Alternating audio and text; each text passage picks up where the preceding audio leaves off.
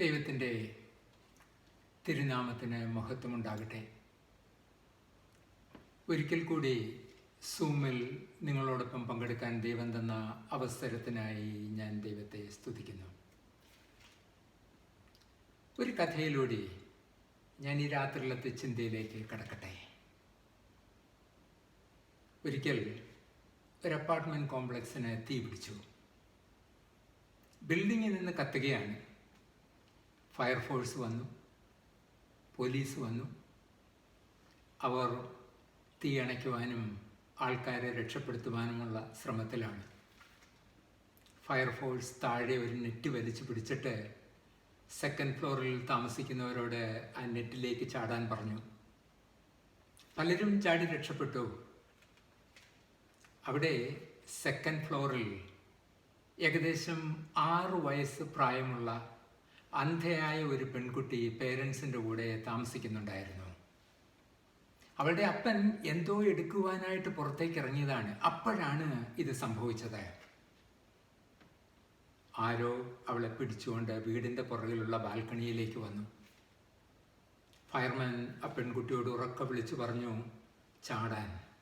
ഈ കോലാഹലങ്ങളെല്ലാം കേട്ട് അവൾ ആകെ പേടിച്ചു നിൽക്കുകയാണ്. അന്ധയായ പെൺകുട്ടി, 6 വയസ്സ് മാത്രം പ്രായം. അവൾ കരഞ്ഞുകൊണ്ട് പറഞ്ഞു, എനിക്കൊന്നും കാണാൻ വയ്യ, എനിക്ക് പേടിയാകുന്നു, എനിക്ക് ചാടാൻ പേടിയാണ്.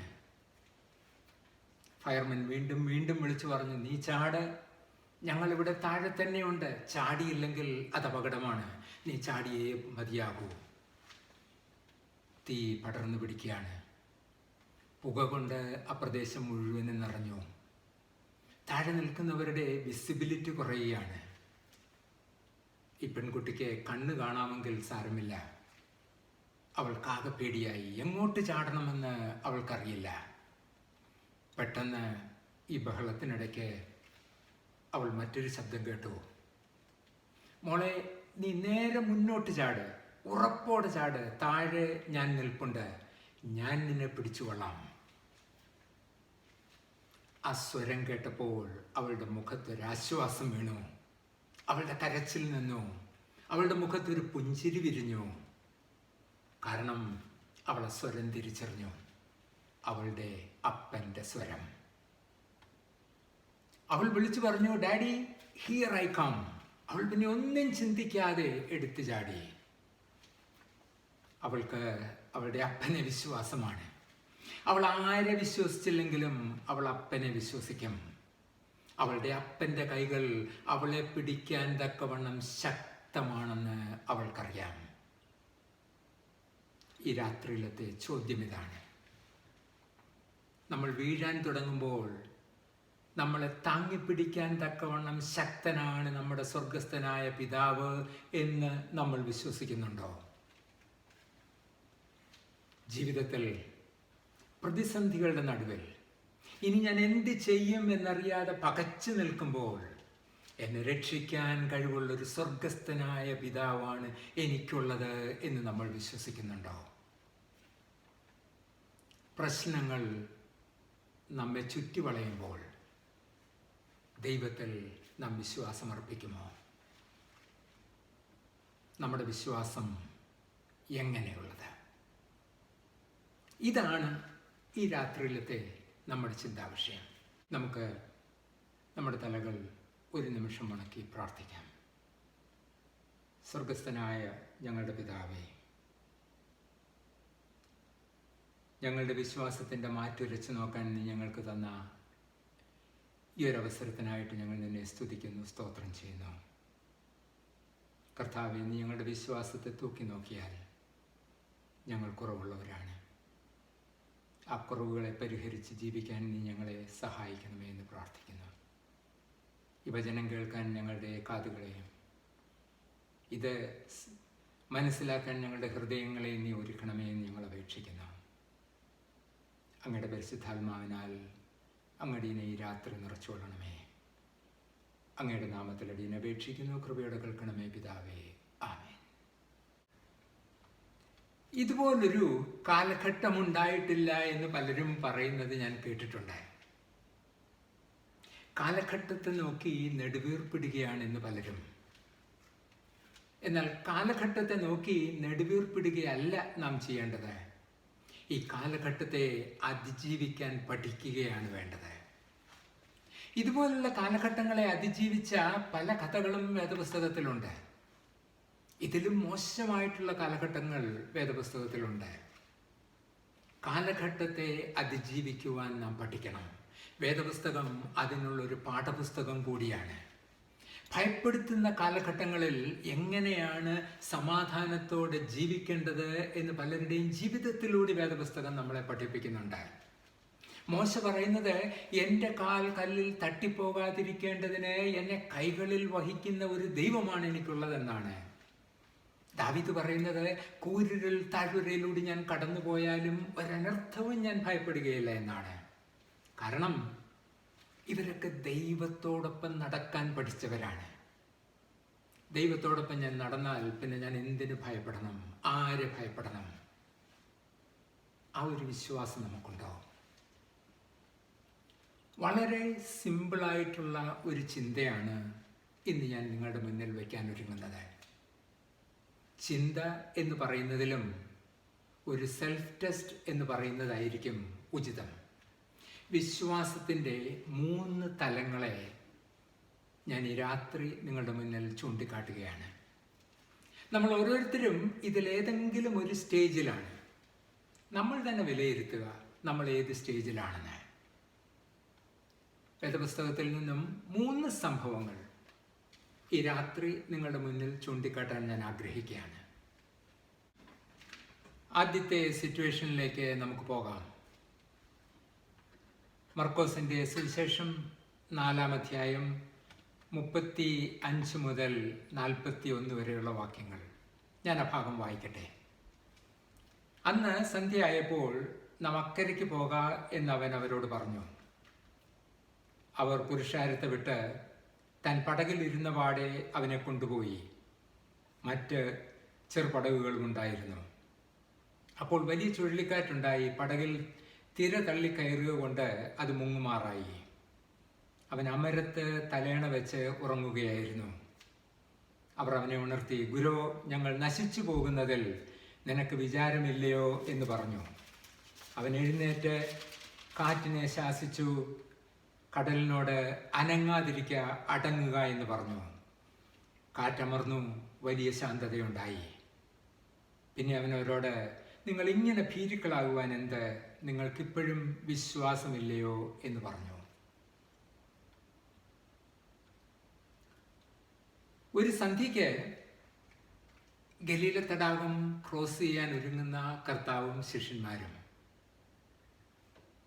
ശിഷ്യന്മാരുടെ ജീവിതം വളരെ സന്തോഷകരമായി പോവുകയായിരുന്നു. പകൽ മുഴുവനും അത്ഭുതങ്ങളും അടയാളങ്ങളും ഗുരു കാണിക്കും.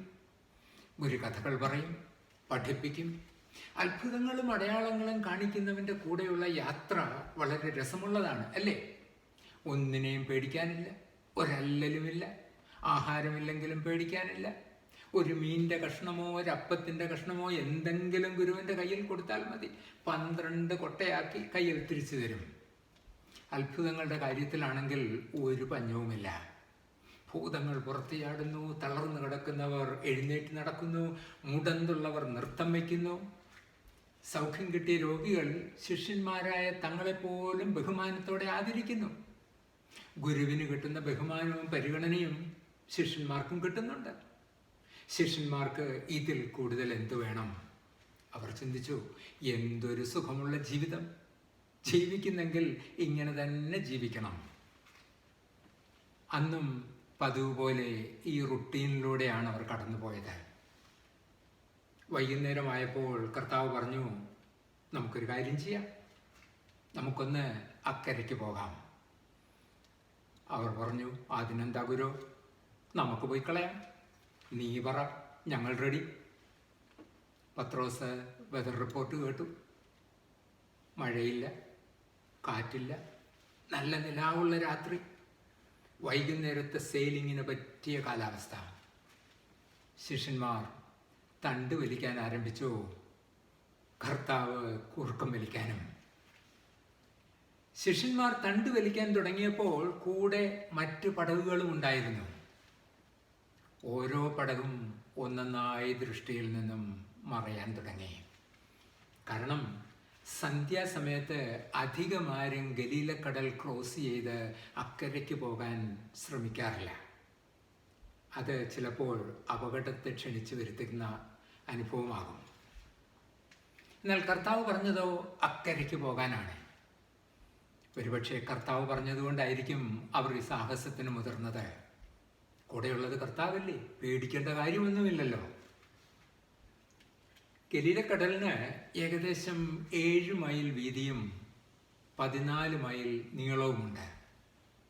അപ്പോൾ കുറഞ്ഞത് ഒരു 7 മൈലെങ്കിലും തണ്ടുവലിക്കണം. ഏകദേശം പകുതി കഴിഞ്ഞപ്പോൾ അവർ ആ തടാകത്തിൽ തനിച്ചായി. അതായിരുന്നു കർത്താവിന് വേണ്ടിയിരുന്നതും. ആരും സഹായിക്കാനില്ലാതെ വരുമ്പോഴാണ് ജീവിതത്തിലെ ചില പാഠങ്ങൾ നാം ശരിക്കും പഠിക്കുന്നത്. ദൈവത്തിൽ മാത്രം ആശ്രയിക്കാൻ നാം പഠിക്കുന്നത് അന്നേരമാണ്. നമ്മളെല്ലാറ്റിൽ നിന്നും മാറ്റിക്കൊണ്ടുപോയി നമ്മളും ദൈവവും മാത്രമാകുന്ന ഒരു സിറ്റുവേഷനിൽ അവൻ നമ്മളെ കൊണ്ട് നിർത്തും. സഹായിക്കാൻ ആരുമില്ലാത്ത സന്ദർഭം. ആ ഒരു സന്ദർഭത്തിലാണ് അവൻ പലപ്പോഴും പാഠപുസ്തകം തുറക്കുന്നത്. ദൈവം ആരാണെന്ന് നമ്മെ പഠിപ്പിക്കുന്ന അവസരങ്ങൾ, നമ്മൾ ആരാണെന്ന് നമ്മളെ തന്നെ മനസ്സിലാക്കി തരുന്ന അനുഭവങ്ങൾ, ജീവിതത്തെ തൻ്റെ ഇടത്തോടെ നേരിടാൻ നമ്മൾ പഠിക്കുന്നത് അപ്പോഴാണ്. ദൈവത്തിൻ്റെ സ്വഭാവം ചെറുതായിട്ടെങ്കിലും നാം മനസ്സിലാക്കുന്നത് അങ്ങനെയുള്ള സന്ദർഭങ്ങളിലാണ്. നമ്മളെ അവൻ്റെ വേലയ്ക്ക് വേണ്ടി ഒരുക്കിയെടുക്കുന്നത് ഇങ്ങനെയുള്ള അവസരങ്ങളിലാണ്. പഴയ നിയമത്തിലെ ജോസഫിനെ ദൈവം ഇങ്ങനെ ഒരുക്കിയെടുത്തതാണ്. മോശയെ ദൈവം ഇങ്ങനെ ഒരുക്കിയെടുത്തതാണ്. ദാവീദിനെ ദൈവം ഒരുക്കിയെടുത്തത് ഇങ്ങനെയാണ്. ഇവിടെ പെട്ടെന്നാണ് ഗലീലക്കടലിൻ്റെ സ്വഭാവം മാറിയത്. അത് ഗലീലക്കടലിൻ്റെ പ്രത്യേകതയാണ്. ചിലപ്പോൾ ഞാൻ ചിന്തിക്കും, മനുഷ്യൻ്റെ കൂട്ടാണ് ഈ തടാകവുമെന്ന്. എപ്പം വേണമെങ്കിലും സ്വഭാവം മാറും. ആകാശം ഇരുണ്ട് കയറി, ഇളം കാറ്റ് കൊടുങ്കാറ്റായി മാറി, നിലാവ് മഴയ്ക്ക് വഴിമാറി. ഇപ്പോൾ ചുറ്റിലും വെള്ളം, പടകിലും വെള്ളം, പടക് മുങ്ങിപ്പോകുന്ന അവസ്ഥ. നമ്മളിൽ പലരും ഇതുപോലുള്ള അവസ്ഥകളിലൂടെ കടന്നു പോകാറുണ്ട്, ഇല്ലേ? ജീവിതം സുഖമായി പോകുമ്പോഴാണ് ഓർക്കാപ്പുറത്തൊരു അനർത്ഥം സംഭവിക്കുന്നത്. വേണ്ടപ്പെട്ട ഒരാളുടെ മരണം, ഒരു ആക്സിഡൻറ്റ്, ഡോക്ടറുടെ ഒരു ബാഡ് റിപ്പോർട്ട്, പെട്ടെന്ന് ജോലി നഷ്ടപ്പെടുക. പെട്ടെന്നാണ് ജീവിതം തകിടം മറിയുന്നത്. അതുവരെ വളരെ സന്തോഷമായി വന്ന പടകാണ്, കളിയും ചിരിയുമായി വന്ന പടകാണ്, പാട്ടും പാടി വന്ന പടകാണ്. ഇപ്പോഴത്തെ അവസ്ഥയോ? പടകിലും വെള്ളം, ചുറ്റിലും വെള്ളം, എവിടെ നോക്കിയാലും കുറ്റിരുട്ട് മാത്രം. എത്ര പെട്ടെന്നാണ് അവസ്ഥ മാറിയത്. നമ്മുടെയും ഏതവസ്ഥയും നിമിഷ നേരം കൊണ്ട് മാറാനുള്ളതേ ഉള്ളൂ. ആരോ കൊണ്ട് പറഞ്ഞിട്ടുണ്ട്, ഇന്ന് സന്തോഷിക്കുമ്പോൾ അമിതമായി സന്തോഷിക്കരുത്, നാളെ ഒരുപക്ഷെ കരയേണ്ടി വരും എന്നോർക്കുക. ഇന്ന് കരയുമ്പോൾ എൻ്റെ ജീവിതം തകർന്നല്ലോ എന്ന് വിലപിച്ച് കരയേണ്ട കാര്യവുമില്ല, നാളെ സന്തോഷത്തിനുള്ള വകയുണ്ടാകും എന്നോർക്കുക. ഇന്ന് കയ്യിൽ പണമുണ്ടെങ്കിൽ അത് കണ്ട് നീ അഹങ്കരിക്കരുത്, നാളെ അതവിടെ ഉണ്ടാകണമെന്ന് ഇല്ല എന്ന് നീ ഓർക്കുക. നിമിഷ നേരം കൊണ്ട് നമ്മുടെ അവസ്ഥകൾ മാറാനുള്ളതേയുള്ളൂ. പലപ്പോഴും പ്രശ്നങ്ങൾ നമ്മുടെ ജീവിതത്തിൽ വരുന്നത് ഇപ്പോൾ നമ്മളെ വിഴുങ്ങുമെന്ന മട്ടിലാണ്. ഭയം കൊണ്ട് കൈകാലുകൾ തളർന്നാണ് പലപ്പോഴും നാം പ്രശ്നങ്ങളുടെ മുന്നിൽ നിൽക്കുക. കർത്താവ് നമ്മുടെ ബോട്ടിലുണ്ട് എന്ന് നമുക്കറിയാം. അതുകൊണ്ടാണല്ലോ നമ്മൾ രാവും പകലും എല്ലാം പ്രാർത്ഥിക്കുന്നത്. ഇത്രയൊക്കെ നമ്മൾ പ്രാർത്ഥിക്കുന്നുണ്ടെങ്കിലും ഒരു ചെറിയ പ്രശ്നമുണ്ട്, ഒരു ശക്കലം വിശ്വാസക്കുറവ്. നമ്മുടെ ജീവിതത്തിൻ്റെ കൺട്രോൾ കർത്താവിൻ്റെ കയ്യിൽ കൊടുക്കുവാൻ നമുക്കൊരു വിശ്വാസക്കുറവ്. നമ്മുടെ കയ്യിൽ തന്നെ നമ്മളത് മുറുക്കി പിടിച്ചിരിക്കുകയാണ്. കർത്താവിൻ്റെ കൈകളിലേക്ക് അത് നമ്മൾ ഇതുവരെ കൈമാറിയിട്ടില്ല. ഇവിടെ ശിഷ്യന്മാർക്കും അത് തന്നെയാണ് പറ്റിയത്. ശിഷ്യന്മാർ മറന്നുപോയി കർത്താവാണ് അവരോട് അക്കരയ്ക്ക് പോകാൻ പറഞ്ഞത് എന്ന കാര്യം. ശിഷ്യന്മാർ മറന്നുപോയി കർത്താവ് ബോട്ടിൽ തന്നെയുണ്ട് എന്ന കാര്യം. ഇവിടെ ശിഷ്യന്മാർ കർത്താവിൻ്റെ ശക്തിയെയല്ല ചോദ്യം ചെയ്യുന്നത്. അവർക്കറിയാം കർത്താവിൻ്റെ ശക്തിയെക്കുറിച്ച്, അവരെന്നും അത് കാണുന്നതാണ്. അവർ ചോദ്യം ചെയ്യുന്നത് അവൻ്റെ ക്യാരക്ടറിനെയാണ്. ഇത്രയൊക്കെ പ്രശ്നങ്ങൾ നടക്കുമ്പോഴും അവരെ രക്ഷിക്കാൻ ഒരുങ്ങാതെ കിടന്നുറങ്ങുന്ന അവൻ്റെ സ്വഭാവത്തെ. അവർ കർത്താവിനോട് ചോദിക്കുന്നത്, ഞങ്ങൾ ഇവിടെ കിടന്ന് പാടുപെടുകയാണ്, ഞങ്ങൾ നശിച്ചു പോകുന്നതിൽ നിനക്ക് ഒരു വിചാരവുമില്ലയോ? ഞാൻ ചോദിക്കട്ടെ, ഇത് തന്നെയല്ലേ നമ്മളും ദൈവത്തോട് പലപ്പോഴും ചോദിക്കുന്നത്? ഭയം നമ്മളെ തളർത്തുമ്പോൾ, ദൈവം നമ്മളെ സഹായിക്കാൻ നമ്മൾ വിചാരിക്കുന്നത് പോലെ മുന്നോട്ട് വരുന്നില്ല എന്ന് കാണുമ്പോൾ, നിരാശയോടെയും അരിശത്തോടെയും നമ്മൾ ദൈവത്തോട് ചോദിക്കും, അപ്പനാണെന്ന് പറഞ്ഞിട്ട് എന്താ കാര്യം? നിനക്ക് എന്നെക്കുറിച്ച് വല്ല കരുതലുമുണ്ടോ? വല്ല വിചാരവും നിനക്ക് എന്നെക്കുറിച്ചുണ്ടോ? ഉണ്ടെങ്കിൽ ഈ വേദനയിലൂടെ കടന്നു പോകാൻ നീ അനുവദിക്കില്ലായിരുന്നു. ഞാൻ വെറുതെ രാവിലെയും വൈകുന്നേരവും നിന്റെ മുമ്പിൽ വായിട്ടലയ്ക്കുന്നത് മിച്ചം. ദൈവമേ, എൻ്റെ ജീവിതത്തിൽ ഇത് സംഭവിക്കാൻ നീ അനുവദിച്ചത് എന്തുകൊണ്ട്? ഇന്നലെ വരെ ദൈവം എന്നെ നടത്തിയതെല്ലാം ഞാൻ മറന്നുപോയി. അവൻ എന്നെ പോറ്റിയ വിധങ്ങളെ ഞാൻ മറന്നുപോയി. ഇന്നലെ വരെ എന്നെ അതിശയമായി നടത്തിയ ദൈവത്തെ ഇന്നൊരു പ്രശ്നമുണ്ടായപ്പോൾ ഞാൻ സംശയിച്ചു. അവൻ എൻ്റെ കൂടെ ബോട്ടിലുണ്ട് എന്നത് ഞാൻ മറന്നുപോയി. ഈ വേവലാതി പിടിച്ചോടാതെ അവനെ ഒന്ന് വിളിച്ചാൽ മാത്രം മതി എന്നത് ഞാൻ മറന്നുപോയി. പ്രശ്നം ഒരു ഗോലിയാത്തിനെ പോലെ മുന്നിൽ വന്ന് നിൽക്കുമ്പോൾ പലപ്പോഴും നാം ഭയപ്പെട്ടു പോകും. ഭയത്തിന് അങ്ങനെയുള്ള ചില മുഖങ്ങളുണ്ട്. Fear can do this to us. Fear can drain the very life out of us. പേടി ഒരു കാർമേഘം പോലെയാണ്. അത് ജീവിതത്തെ മൂടാൻ അനുവദിച്ചാൽ അത് വിശ്വാസത്തെ ആസകലം മറച്ചു കളയും. നമ്മൾ ജീവിതത്തിൽ പലതിനെയും ഭയപ്പെടുന്നവരാണ്, അല്ലേ?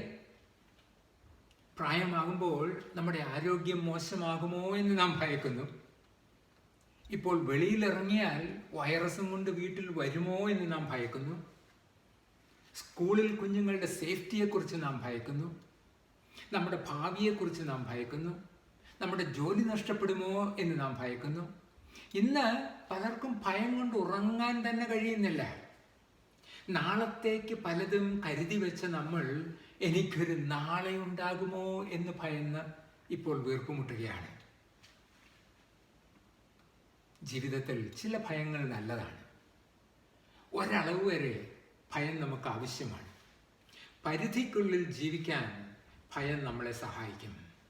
ഫൂളിഷായിട്ടുള്ള റിസ്കുകൾ എടുക്കാതിരിക്കാൻ ഭയം നമ്മളെ സഹായിക്കും. എന്നാൽ ഭയം നമ്മളെ തളർത്തിക്കളയാൻ നാം അനുവദിച്ചാൽ അത് നമ്മുടെ ജീവിതത്തെ തന്നെ തകർത്ത് കളയും. വേദപുസ്തകത്തിൽ 365 തവണ പറഞ്ഞിട്ടുണ്ട് ഭയപ്പെടേണ്ട എന്ന്. ഒരു ദിവസത്തേക്ക് 1 എന്ന കണക്ക്. ഒരു ദിവസം ഒരെണ്ണം എംപ്റ്റി സ്റ്റൊമക്കിൽ അതിരാവിലെ എടുക്കണം.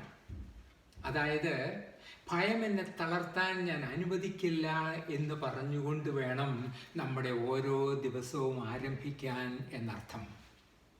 ആ ചിന്ത ആ ദിവസം മുഴുവനും നമ്മെ നടത്തണം. ഇവിടെ യേശുക്രിസ്തു അത്ഭുതങ്ങൾ പ്രവർത്തിക്കുന്നവർ കണ്ടിട്ടുള്ളതാണ്. യേശുക്രിസ്തു ദൈവപുത്രനാണെന്ന് അവർക്കറിയാം. ക്രിസ്തുവിനോടുകൂടെ നടക്കുകയും ഉറങ്ങുകയും ചെയ്യുന്ന വ്യക്തികളാണിവർ. യേശുക്രിസ്തു ബോട്ടിൽ തന്നെയുണ്ട്. എന്നിട്ടും അവർ പതറിപ്പോയി. ഭയം അവരെ പാനിക്കാക്കി. എന്താണ് ശരിക്കും ഇവർക്ക് പറ്റിയത്? അവരുടെ കണ്ണ് അവരുടെ പ്രശ്നങ്ങളിൽ ഉടക്കി നിന്നുപോയി. അവർ ഫോക്കസ് ചെയ്തത് അവരുടെ പ്രോബ്ലത്തിലാണ്.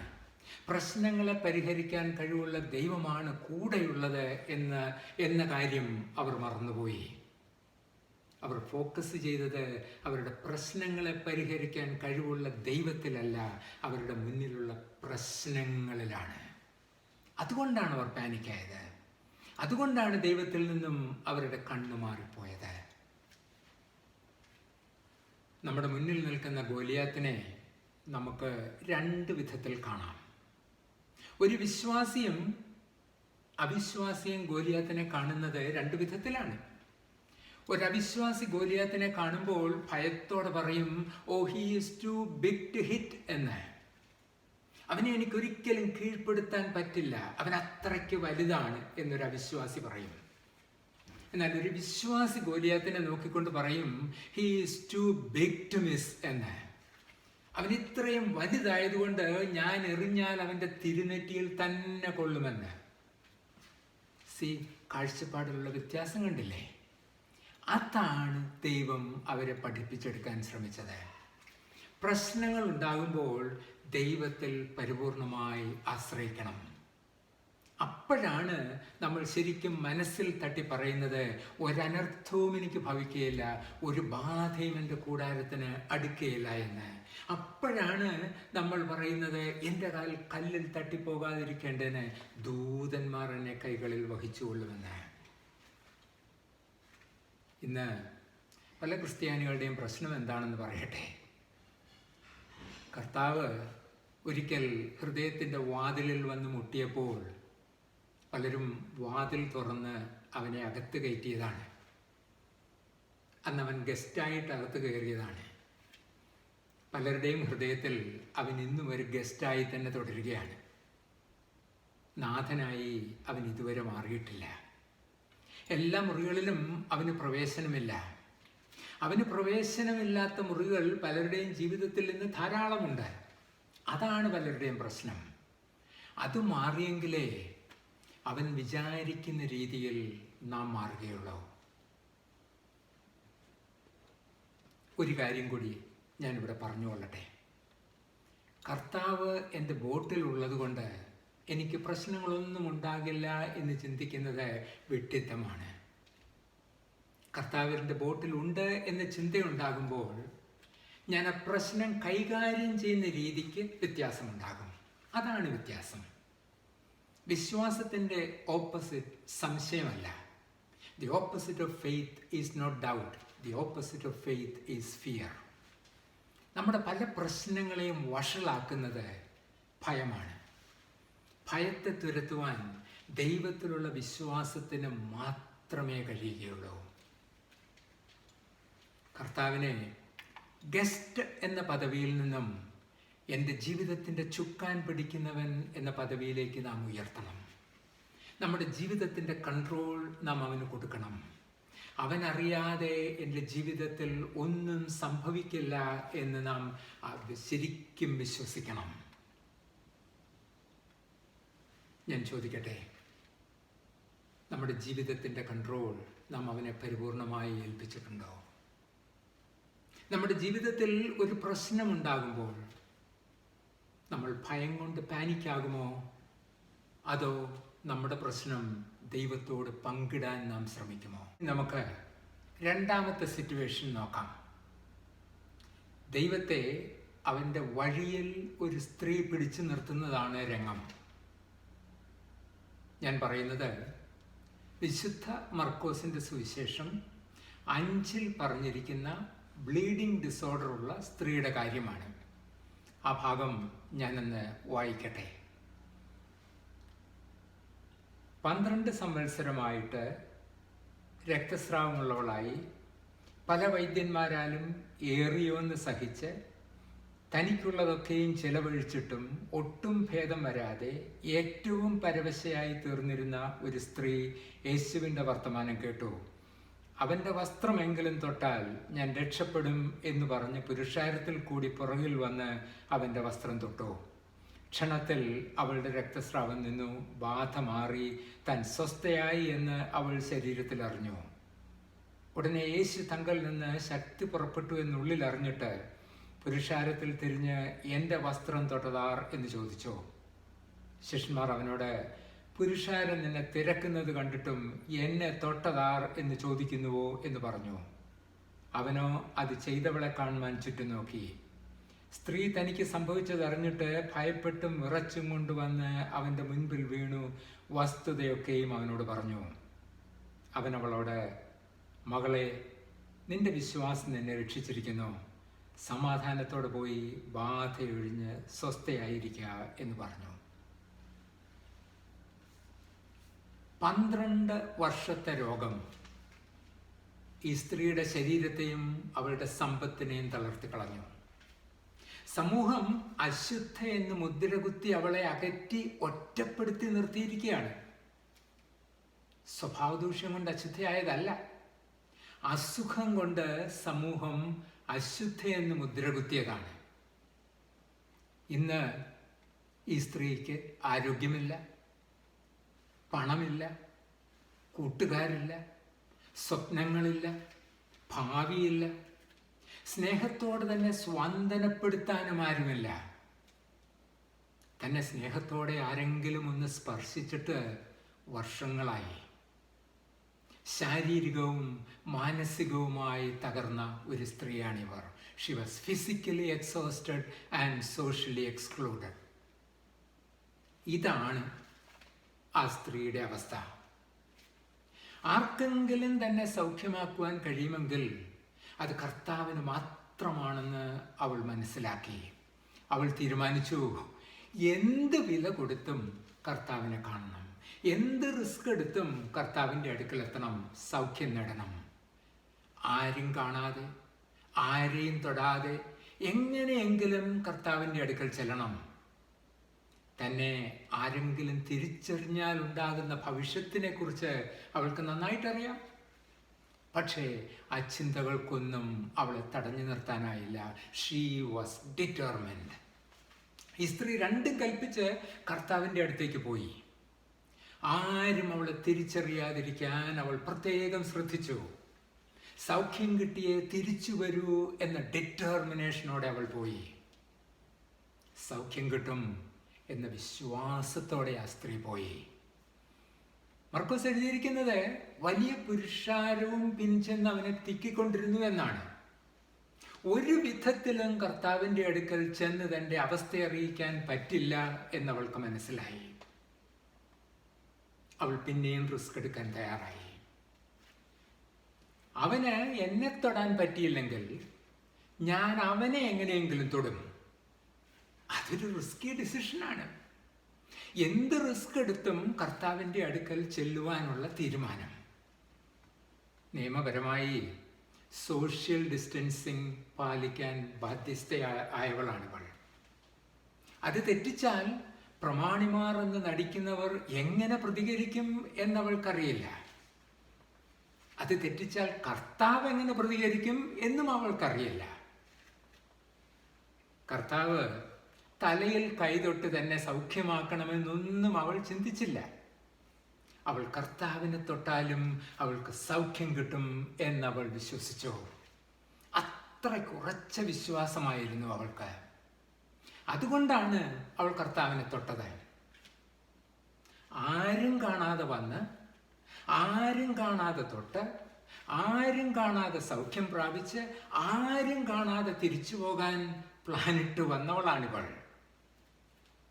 അവൾ കർത്താവിനെ തൊട്ടപ്പോൾ അവളുടെ അവസ്ഥയ്ക്ക് മാറ്റം വന്നു. അവൾക്ക് സൗഖ്യം കിട്ടി. ബ്രേക്ക് ഇട്ട പോലെ കർത്താവ് നിന്നു. ആരും കാണാതെ കർത്താവ് ഒന്നും ചെയ്യാറില്ല. എല്ലാവരും കാണാൻ വേണ്ടിയാണ് അവൻ അത്ഭുതങ്ങൾ പ്രവർത്തിക്കുന്നത്. അവൻ്റെ നാമം മഹത്വപ്പെടണം. അവൻ സർവശക്തനാണെന്ന് മറ്റുള്ളവർ അറിയണം. ക്രെഡിറ്റ് എടുക്കേണ്ടിടത്ത് കർത്താവ് ക്രെഡിറ്റ് എടുക്കും. ക്രെഡിറ്റ് കൊടുക്കേണ്ടിടത്ത് കർത്താവ് അത് കൊടുത്തിരിക്കും. ഇവിടെ ക്രെഡിറ്റ് അർഹിക്കുന്ന വിശ്വാസമായിരുന്നു ഈ സ്ത്രീ കാഴ്ചവെച്ചത്. തൻ്റെ വിശ്വാസം കൊണ്ട് കർത്താവിനെ വഴിയിൽ പിടിച്ചു നിർത്തിയ സ്ത്രീയാണിവൾ. അതുകൊണ്ടാണ് കർത്താവ് രഹസ്യമായി പോകാൻ വന്നവളെ പരസ്യമായി അഭിനന്ദിച്ചു വിട്ടത്. ഡിറ്റർമിനേഷനും ഫെയ്ത്തും ഒന്നിച്ചു ചേർന്നാൽ അതൊരു വലിയ ശക്തിയാണ്. ഡിറ്റർമിനേഷനും ഫെയ്ത്തും ഒന്നിക്കുമ്പോൾ ദൈവം നമുക്ക് വേണ്ടി നിൽക്കും. ദൈവത്തെ പിടിച്ചു നിർത്തുന്ന ഇത്തരത്തിലുള്ള വിശ്വാസം, ഈ വിശ്വാസം നമുക്കുണ്ടാവും. അതോ പ്രശ്നങ്ങൾ വരുമ്പോൾ നമ്മൾ തകർന്നു പോകുമോ? നിരാശപ്പെട്ട് ഡിപ്രഷനിലേക്ക് നാം വീഴുമോ? ഈ സ്ത്രീയുടെ ജീവിതം നമുക്കൊരു പാഠമാകണം. പ്രശ്നങ്ങളിൽ തളരാതെ പിടിച്ചു നിൽക്കുവാനുള്ള പാഠം, ഒരു മഴയും തോരാതിരിക്കില്ല എന്ന പാഠം, ഒരു കാറ്റും അടങ്ങാതിരിക്കില്ല എന്ന പാഠം, എന്ത് റിസ്ക് എടുത്തും കർത്താവിനെ അന്വേഷിക്കുവാനുള്ള പാഠം, എല്ലാറ്റിലും ഉപരി വിശ്വസിച്ചാൽ നീ ദൈവത്തിൻ്റെ മഹത്വം കാണും എന്ന പാഠം, ദൈവത്തിൻ്റെ കൈകളിൽ നീ വലുതെന്ന് കരുതുന്ന പ്രശ്നങ്ങൾ പോലും ഒരു പ്രശ്നമേ അല്ല എന്ന പാഠം. കർത്താവ് അവളെ വിളിക്കുന്നത് മകളെ എന്നാണ്. ഇക്കഴിഞ്ഞ 12 വർഷം അവൾ വളരെ കൊതിച്ചിട്ടുണ്ട് ആ വിളി ആരിൽ നിന്നെങ്കിലും ഒന്ന് കേൾക്കാൻ. എല്ലാവരും തന്നെ അകറ്റി നിർത്തുന്നതല്ലാതെ സ്നേഹത്തോടെ ആരും അവളെ വിളിച്ചിട്ടില്ല മകളെ എന്ന്. കർത്താവ് വേറെ ആരെയും മകളെ എന്ന് വിളിച്ചതായി വേദപുസ്തകത്തിൽ പറഞ്ഞിട്ടില്ല. എല്ലാവരും നിന്നെ അകറ്റി നിർത്തുമ്പോൾ നിന്നെ മകളെ എന്ന് വിളിച്ച് അരികത്ത് ചേർത്ത് നിർത്തുന്ന ഒരു ദൈവമാണ് നിനക്കുള്ളത് എന്ന് നീ ഒരിക്കലും മറക്കരുത്. എല്ലാവരും നിന്റെ കുറ്റങ്ങൾ മാത്രം കാണാൻ ശ്രമിക്കുമ്പോൾ നിന്നെ മകളെ എന്ന് വിളിച്ച് സ്നേഹത്തോടെ ആശ്വസിപ്പിക്കുന്ന ഒരു ദൈവമാണ് നിനക്കുള്ളത് എന്നൊരിക്കലും നീ മറക്കരുത്. നിന്നെ വേണ്ടപ്പെട്ടവർ പോലും കൈവിടുന്ന അവസരങ്ങളിൽ നിന്നെ മകളെ എന്ന് വിളിച്ച് നിനക്ക് വേണ്ടി നിൽക്കുന്ന ഒരു ദൈവമാണവൻ. കർത്താവ് പറയുന്നത്, നീ ഭയപ്പെടേണ്ട, ഞാൻ നിന്നോട് കൂടെയുണ്ട്. നീ ഭ്രമിച്ചു നോക്കണ്ട, ഞാൻ നിന്റെ ദൈവമാകുന്നു. ഞാൻ നിന്നെ ശക്തീകരിക്കും, ഞാൻ നിന്നെ സഹായിക്കും. എൻ്റെ നീതിയുള്ള വലം കൈ കൊണ്ട് ഞാൻ നിന്നെ താങ്ങും. ഞാൻ ചോദിക്കട്ടെ, ഇതിൽ പരം എന്തുറപ്പാണ് നമുക്ക് വേണ്ടത്? ഇനി മൂന്നാമത്തെ സിറ്റുവേഷനിലേക്ക് നമുക്ക് പോകാം. വിശുദ്ധ മർക്കോസിന്റെ സുവിശേഷം 2-ാം അധ്യായം 1 മുതൽ 5 വരെ ഞാൻ വായിക്കട്ടെ. ചില ദിവസം കഴിഞ്ഞ ശേഷം അവൻ പിന്നെയും കഫർന്നഹൂമിൽ ചെന്ന് അവൻ വീട്ടിലുണ്ടെന്ന് ശ്രുതിയായി. ഉടനെ വാതിൽക്കൽ പോലും ഇടവില്ലാതെ വണ്ണം പലരും വന്നുകൂടി അവൻ അവരോട് തിരുവചനം പ്രസ്താവിച്ചു. അപ്പോൾ 4 ആൾ ഒരു പക്ഷപാതക്കാരനെ ചുമന്ന് അവൻ്റെ അടുക്കൽ കൊണ്ടുവന്നു. പുരുഷാര നിമിത്തം അവനോട് സമീപിച്ചുകൂടായികയാൽ അവൻ ഇരുന്ന സ്ഥലത്തിൻ്റെ മേൽക്കൂര പൊളിച്ചു തുറന്ന് പക്ഷപാതക്കാരനെ കിടക്കയോടെ ഇറക്കി വെച്ചു. യേശു അവരുടെ വിശ്വാസം കണ്ടിട്ട് പക്ഷപാതക്കാരനോട്, മകനെ, നിന്റെ പാപങ്ങൾ മോചിച്ചു തന്നിരിക്കുന്നു എന്ന് പറഞ്ഞു. ഒരു പാരലൈസ്ഡ് ആയ വ്യക്തിയെ 4 പേർ ചേർന്ന് കർത്താവിൻ്റെ അടുക്കൽ കൊണ്ടുവരുന്നതാണ് രംഗം.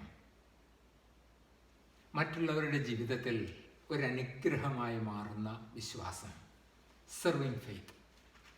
നമ്മുടെ വിശ്വാസം മറ്റുള്ളവരെ ദൈവത്തിലേക്ക് കൊണ്ടുവരുന്നതിനുള്ളൊരു ഉപാധിയായി മാറുമ്പോഴാണ് നാം മറ്റുള്ളവരുടെ ജീവിതത്തിൽ ഒരു അനുഗ്രഹമായി തീരുന്നത്.